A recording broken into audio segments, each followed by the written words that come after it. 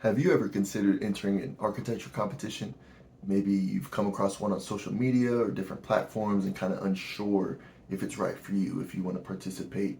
The world of competitions can be very vast and overwhelming with a lot of options out there across the architectural space. In this video, I hope to provide you with some insight and perspective that might help you in making that decision. My name is Intwai Demela Thomas. Welcome to my YouTube channel. This is NT Arc Studio.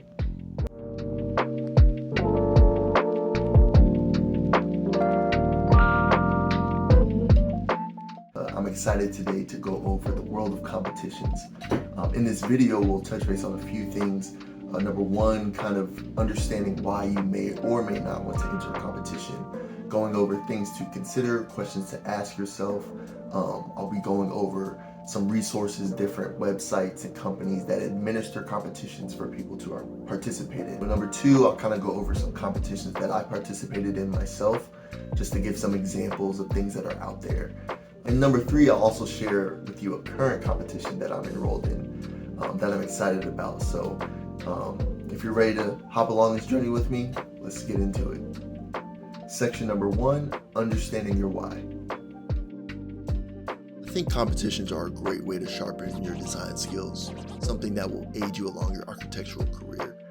As creatives, we always have ideas floating around in our head, and competitions can provide an outlet to display these onto a tangible medium. It also presents an opportunity to learn about different fields of architecture that you might not come across in your day-to-day or your current work setting. If you're working at a firm that does primarily residential architecture and there's a competition for maybe a chapel or a museum, this exposes you to different fields of architecture. Your skill base is also something that can be impacted, as competitions provide an opportunity to try out new software. Software can be modeling, 3D modeling software, rendering software, or task-oriented software. Competitions provide a way to increase your project quantity and showcase your abilities in your portfolio. Something like this can come in handy if you may be interviewing at some point in the near future and you want to showcase additional work outside of university studies or career projects. This could be added bonus to the interviewer, as well as they may consider this as passion for the field. The chance for national and international exposure can also be included on this list. It should be noted that this exposure doesn't only come if you place in the top 3. It can also come from honorable mentions and even shortlisting, as many competitions will display these pools of entry. Most competitions will provide prize money to the results that place top 3, but can also extend to honorable mention candidates too. Prize amounts can range from hundreds of dollars to thousands, and in some cases even 6 figures. Depending on the competition, the first place winner, in addition to prize money, may also have a chance for their project to be realized. It should be noted that not all competitions provide money, rather simply selecting a winning result is the ultimate goal. It would be important, if you're considering entering one, to check with the project briefing for this information. Section number 2, selecting a competition. There are a plethora of competition websites out there. Here are several sources to begin with for anyone starting out. Buildner. Buildner is a website that I have used mostly for the competitions I've entered in the past. They have a wide range of recurring and non-recurring competition topics, ranging from housing, museums, memorials, play spaces, and even furniture design. I like this website because they have multiple registration phases of early, normal, and late registration with fee amounts to match. Buildner has great support features such as pre-submission critiques and questions that allow you to receive feedback on your boards and designs. Terraviva. Based out of Italy, Terraviva is another promising competition source, posing a solid range of diverse proposals. Applicants from all over the world participate in their competitions, as they have a pretty large network of partners and relationships with outside architectural firms. Entry fees are very reasonable and have early, standard, and late registration fee options as well. Uni.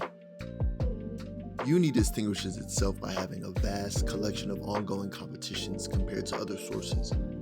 They're organized into typologies that make it easy to see available competitions under a multitude of categories. Uni poses very affordable flat entry fees and can appeal to a wider audience of participants as a result. Whether you're in school, working, raising a family, studying for the exams, or all the above, chances are that you're adhering to some sort of schedule which consumes a good portion of your attention. You should consider whether you have enough time to devote to an endeavor of entering a competition.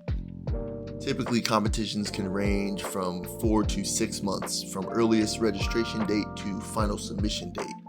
It would be important to break down the time frame into something that's manageable per your schedule. In conjunction with time, the cost of entering a competition would be important. Entry prices can range all the way from completely free to upwards of $200 or more. I would say there is a fairly even price spread though to meet everybody's financial capabilities. With so many competitions out there, a plethora of building types can be designed for. It may be a chance to design something you've never designed before, or something where you might not have to adhere to real-world client budgets. You'll want to pay attention to the building size, as buildings like skyscrapers, museums, much larger buildings will take more time to design than a pavilion or maybe a small micro home, etc. Same for the deliverables. Some competitions require 1 board, some require 2. I've seen as high as 4 boards that need to be designed for and included in your submission. The following are examples of competitions I've done in the past, just to give an idea of the kind of proposals that are out there. The Relic was my proposal for a museum dedicated to showcasing the effects and bringing awareness to climate change.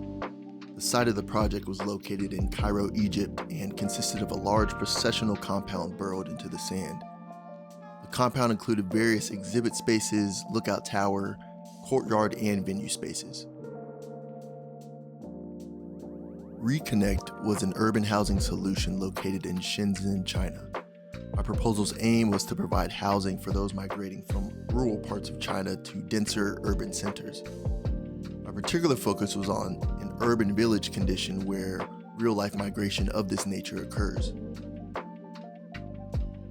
The Stewart Center was my proposal for a hospice design competition. It was located in Kennesaw, Georgia, and its aim was to provide a beautiful facility that fostered an easy as possible transition for those at the end of their life. The building consisted of patient rooms, numerous gathering spaces, and open green spaces for users to explore. As for my upcoming competition, I have decided to enter the Denver Single Stair Housing Challenge. This competition, held by Buildner, is the newest addition to their affordable housing series, with a particular focus on single-stair mid-rise housing solutions. If you're interested in learning more information about these entries, I will be posting more detailed breakdowns in future videos. Thanks for stopping by NT Arc Studio. I hope you found some value in this video. If you're interested in staying up to date with new videos I'll be dropping in the future, I invite you to like, comment, and subscribe. Again, my name is N. Thomas. I hope to see you around in a future video.